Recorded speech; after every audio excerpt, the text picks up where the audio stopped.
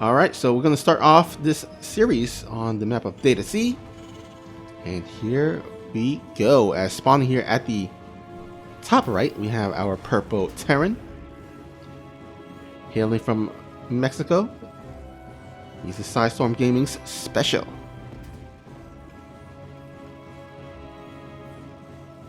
And once again, we've casted him before. Today, it is Guangdong Freaks, ARMANI. You know, sometimes I feel a little bit weird saying from Mexico because it seems like Special spends most of his time in Korea these days.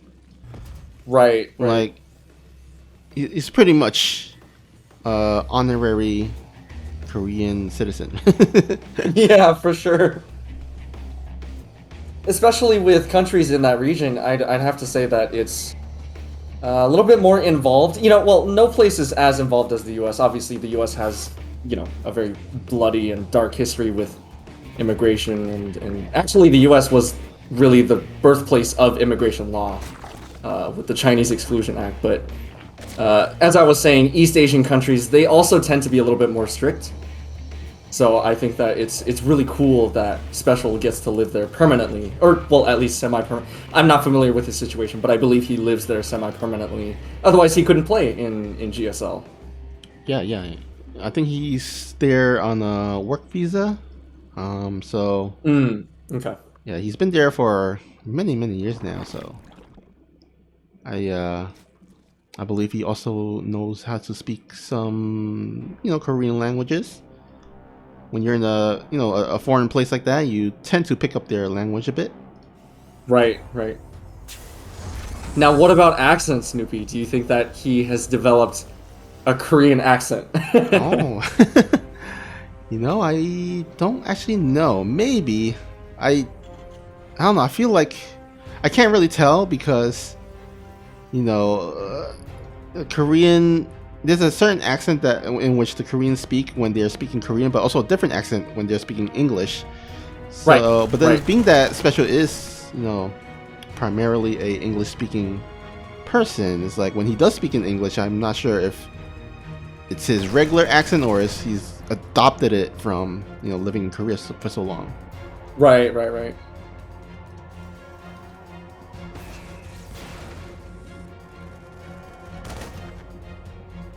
Okay, so we see the 4 Marines. I could have sworn, I think it was, Dream that we just casted who was doing this? It was one of those Terrans where they send out first, 4 Marines and then they go into the Hellions. Yeah, that was Dream there. Oh wait, yeah, that was Dream, yeah. Or maybe it was Beyond, I'm not sure. Oh, right, yeah. Well, either way, ARMANI being very safe with his overlords. Not the first overlord, which of course he needs to scout, as he's doing right now. But the other overlords are going to stay over on the high ground on the pillars, just to keep away from prying eyes.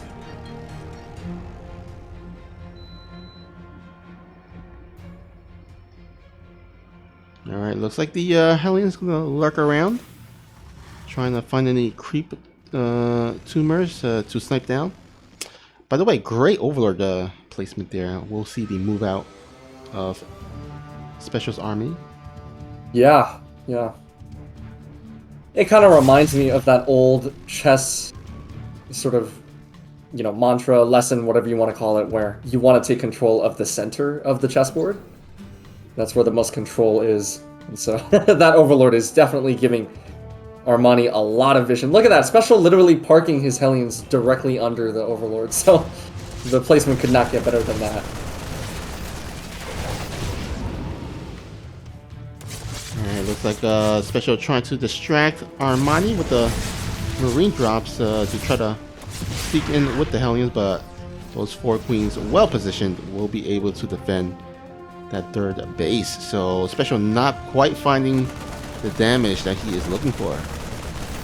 Yeah, now they will take care of that one Overlord, but obviously I think that Special is looking for a little bit more than just Queens, Overlords, Lings, that kind of thing. He's looking for those juicy drones, which of course are the workers for the Zerg.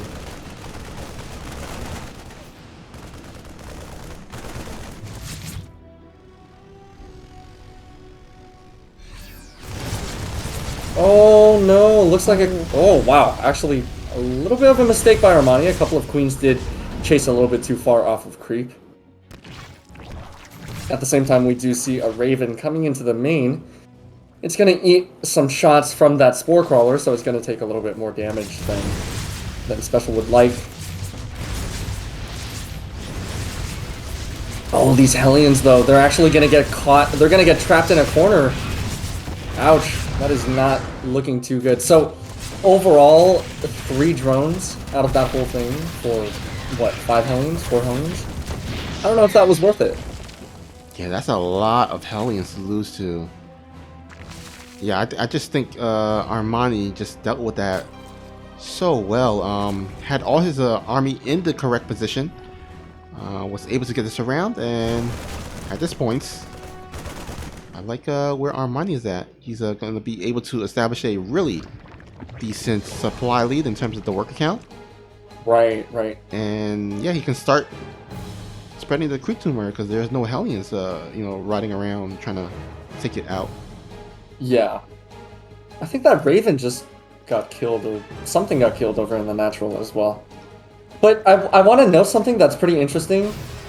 DRG, we saw this in DRG's games earlier today, but we see in this game Armani going for a relatively late 4th base, and that's to ensure that you can get the Spire up on time, ensure that you can get a good economy up on time. But look at this, I mean, Special is going to be able to, actually get a complete kill, not just a cancel, but an actual kill over on the 4th base.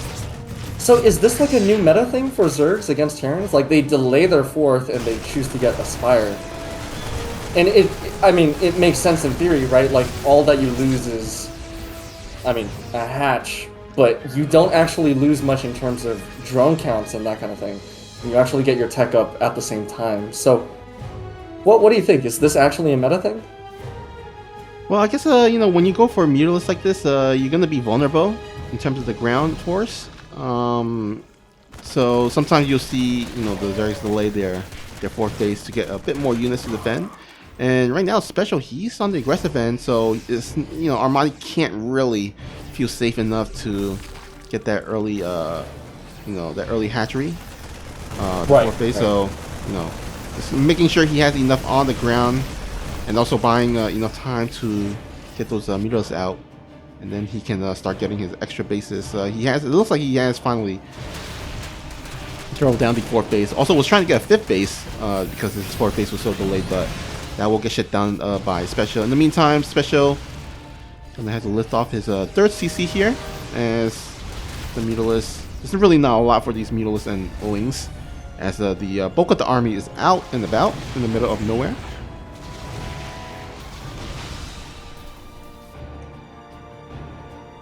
Yeah, so I guess building off of what you said earlier, in order to get a quicker 4th base, you'd have to rely more on Ling Bane?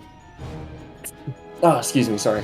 Yeah, because you know, when you have that initial flock of Mutalisks, it's not going to be too high in numbers. It's not a good fighting army. Yeah, exactly. You know, the Marines can't focus fire on those Mutalisks. Now, once you get into like, I don't know, like 15, 20 Mutalisks, then that's a different story. Right. But you're not going to have that many Mutalisks that early in the game, so. Yeah. Oh my goodness. So both players just being very patient. We see a huge siege position in the middle of the map by Special, but at the same time we also see a huge run by Armani. Not quite able to get too much done. We do see some SCVs over at the 4th base going down, but there are still some Marines smartly left behind over by the tanks to prevent any sort of run-bys. But the Mutas are going to come over from the north side. Oh, they're going to get caught in between. Oh, look at that. Was that worth it? How many Mutas was that for 3 tanks? I don't know, but it was funny, you know, seeing them bring around the Rosie like that. Yeah. Oh man. Okay, so we do see the Lings getting into the natural because the wall is down, but on the other hand, a bunch of Banelings have gone down, a bunch of Mutas have gone down. Queens are starting to fall as well. Special might be able to just push on through Armani's bases. Oh, some excellent Baneling hits, as we did see earlier. But is this going to be enough? Will it get cleaned up by Armani? Yes, it will. Looks like the reinforcements Okay. does pop out in time, and there we have it. Special, his attack is going to get shut down, and Armani, he's going to pick up game number 1. All right, so looks like our purple Terran looking to maybe possibly go for a double Rax Reaper play. Usually you will see the Terran play. Oh, actually, I think there's a little hole in there. Yeah, there's a little opening, I believe. If I'm not mistaken. Yeah, possibly to the left side. Yeah, how common is this? You know, I think it's not as common compared to Special, but Special, I think he's one of the more common or prevalent players that actually pulled this out. I've seen Beyond do it a bit as well, but I think Special, definitely one of the Terran players that pulls out this build a bit more compared to his Terran counterparts. And no, I don't blame him. I mean, it's a very easy wall at the natural, right? You can fully wall. You can just take your natural and your backdoor dirt base. I mean, it's a pretty safe build, especially on this map. Right, right.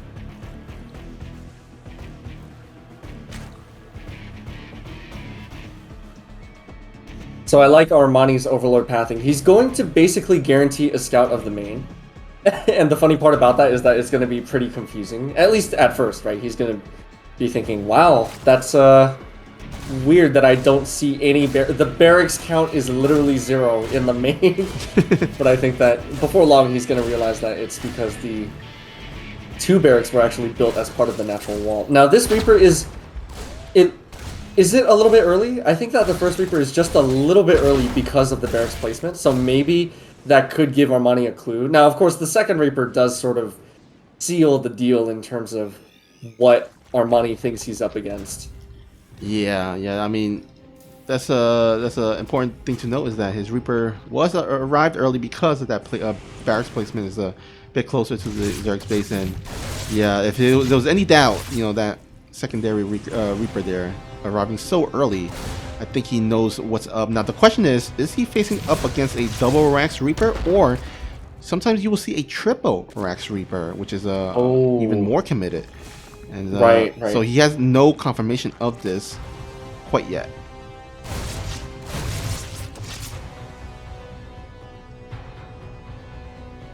Alright, but I think he's starting to get an idea of what's going on, simply because there are no more than 3 Reapers out on the map. He's got that Overlord safely in the air over on his side of the map, scouting if there are any more Reapers coming across, but looks like he will possibly, with the Ling, scout out that it will be a Marine follow-up, a Stim follow-up, a 3 Rax, to sort of, you know, go out as a sort of secondary push.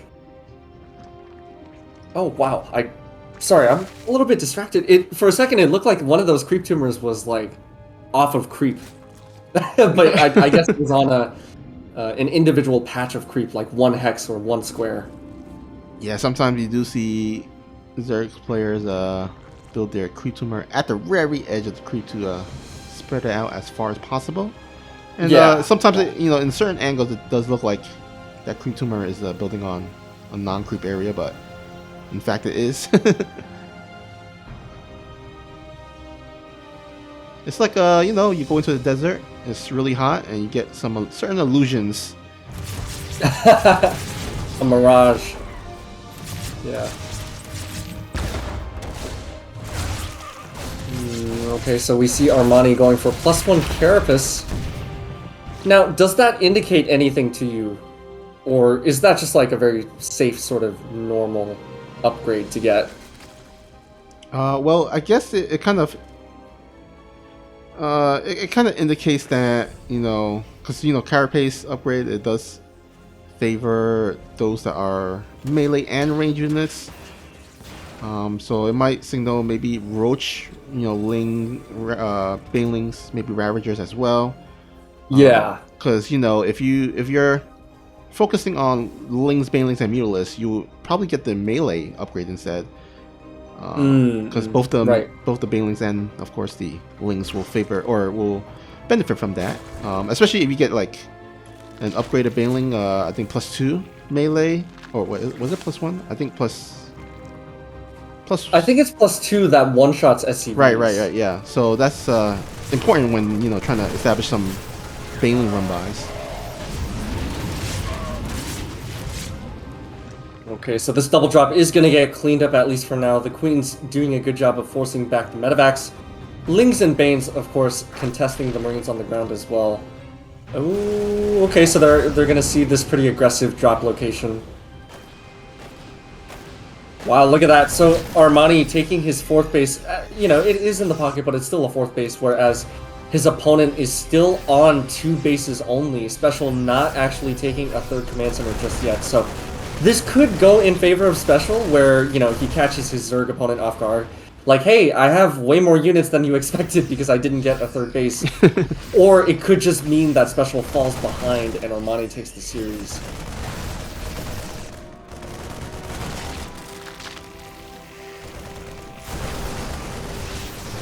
Alright, looks like we're gonna have a skirmish here out in the middle. Gotta be careful though, Armani doesn't want to fight off of creep.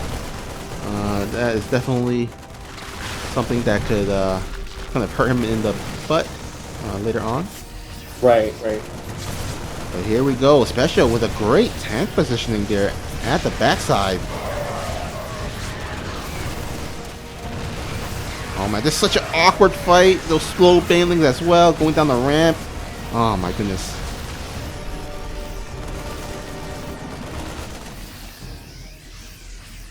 Yeah, this is a really good siege position by Special. That first tank did get taken down, of course, but because these banelings don't quite have speed yet, the Marines are able to keep on cleaning everything up.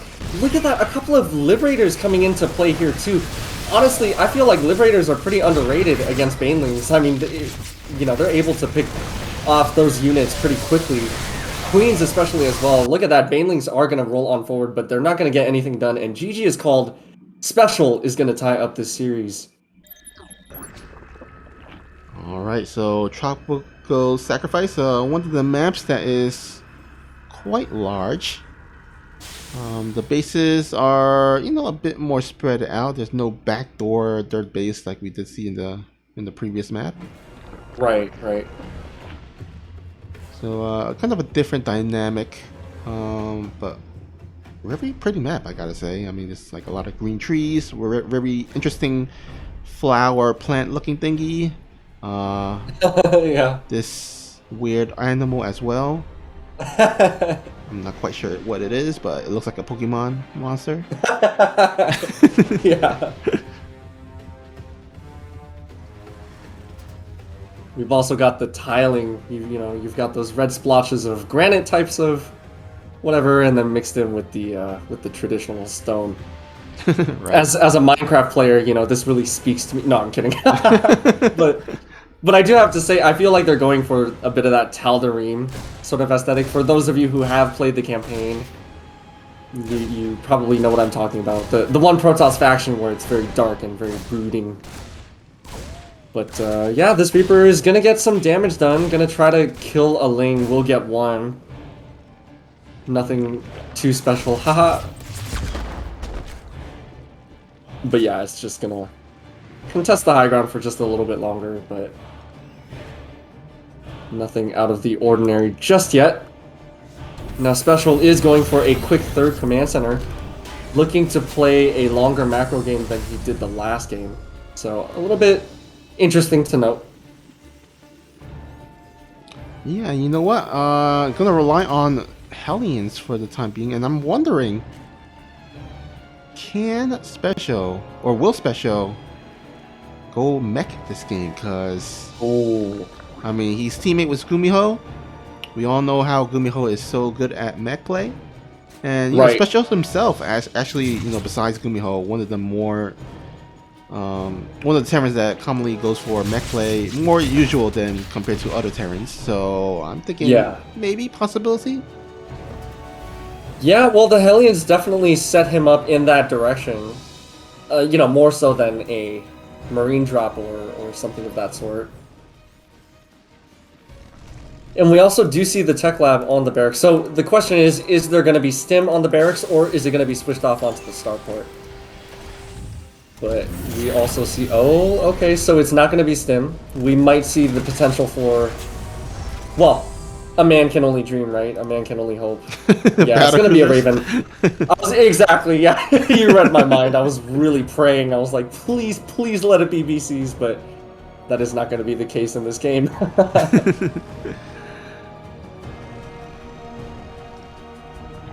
Oh, but that's interesting. So Special actually took the second extractor over on the low ground. Not extractor, but refinery. Sorry, that's my inner Zerg speaking. But that's something that you typically see Zergs do in macro games. They take the second gas over at the natural. But what is the benefit of doing that as the Terran? Because doesn't that just limit your, being able to move the command centers? That just means that you have to keep your command center in the main for longer. Yeah. Well, I guess there's some certain spot, like there's certain maps where there's a kind of a hiding spot for overlords, right, next to the natural. Some don't, but then some do, and so usually like just hold that thought as there is a Hellion run by. Does get 4 drones there. I actually thought that was gonna go much worse, but yeah, the drones were a bit lined up. Yeah. Unfortunately, I caught the tail end of that fight, but I apologize, guys. But yeah, we did see the ending of that battle, and could have definitely gotten worse, or it could have gone worse for ARMANI there. Right. But yeah, you were saying about the gas geyser replacement. Right. So there's certain maps that there's like a cliff area for overlords to hide, and sometimes if you're a Terran or a Protoss, you want to trick your opponent into thinking you're not going for a heavy gas. So you would take the other side of the gas because the Overlord can't see it, but the Overlord can see one side of the gas. So yeah, right. Okay, so mules are going to be happily mining over at the third base. At the same time, ARMANI is going to be able to comfortably get up a fourth base. It might be contested a little bit by these Hellions, which are going to just start roasting that one queen, that 1/4/4 queen. Banelings are actually going to try to stream on down to the low ground. Will it be enough for the Lynx to clean up the rest of it? I don't think so. So actually, Special is going to be able to push back the queen's 4 now. So just as I was about to say that the fourth base can get up comfortably, which it still is going to complete, probably. As I was saying that, I Special interrupted with that very nicely timed little push. We do see a small Ling run by taking care of a couple of SCVs as well, but nothing too special. What I wanted to highlight is that ARMANI, out of all of the games that we've casted today, this is probably the first game where he's able to get up the mutas comfortably. He's not actually going to be contested. He doesn't have anything big to worry about just yet. So he will be able to finish that first round of mutas without worrying about too much. Yeah, that's a good point. So, much better position compared to the previous games. However, Special still pretty healthy in terms of the army supply, and ARMANI's got to be careful. Although he does have a couple of banelings that should be able to deal with a very heavy marine army. And in the meantime, Mutalisk are making his way into their base. No turrets here, no marines to speak of, no anti-air. And these Mutalisks are going to have a heyday here. Wow, look at that. The SCVs aren't even being pulled. The Special too busy microing his main army across the map.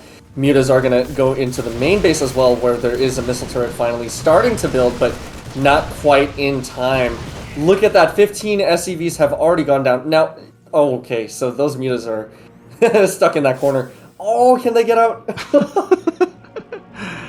Oh, man. Right now, like, ARMANI wish he has Protoss recall. Yeah, exactly.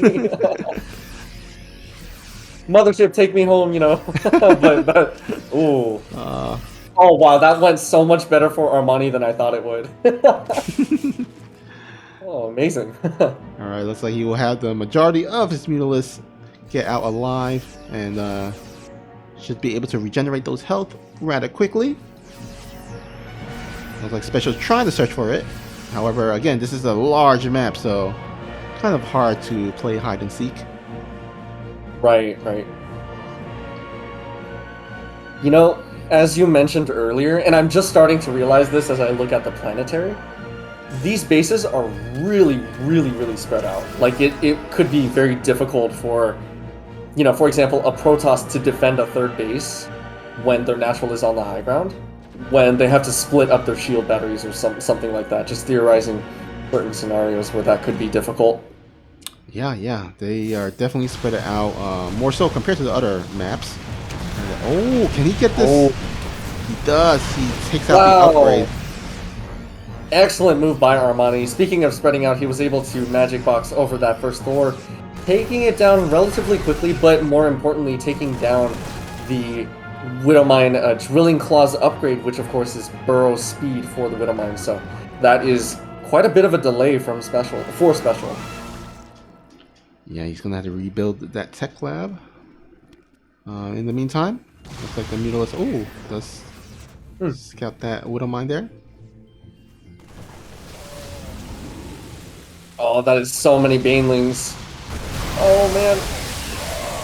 Oh, they're just gonna force their way up the ramp. I think that Armani might just have enough to take over here. Ooh, look at that. The third base does have to be lifted off. The Marines were a little bit out of position, not quite able to hold the high ground, so the Zerg is just gonna get a little bit of a base tour. Yeah. Now I gotta say that base there though at the pocket side of the main base, quite more difficult to attack into compared to, let's say, the 3 o'clock base. So I would love to see Armani actually swing it around, go to the attack the 3 o'clock one, even though it has a sensor tower. But as I say that, I mean, there's really not a lot left here for special, so looks like Armani is going to be able to completely come up to the ramp without any pushback. So, and also that Mutalisk is still in the main base, just absolutely harassing special here, and special, he's falling apart. Oh no, GG is called. Armani is going to take this series in a 2-1 fashion. Very well played.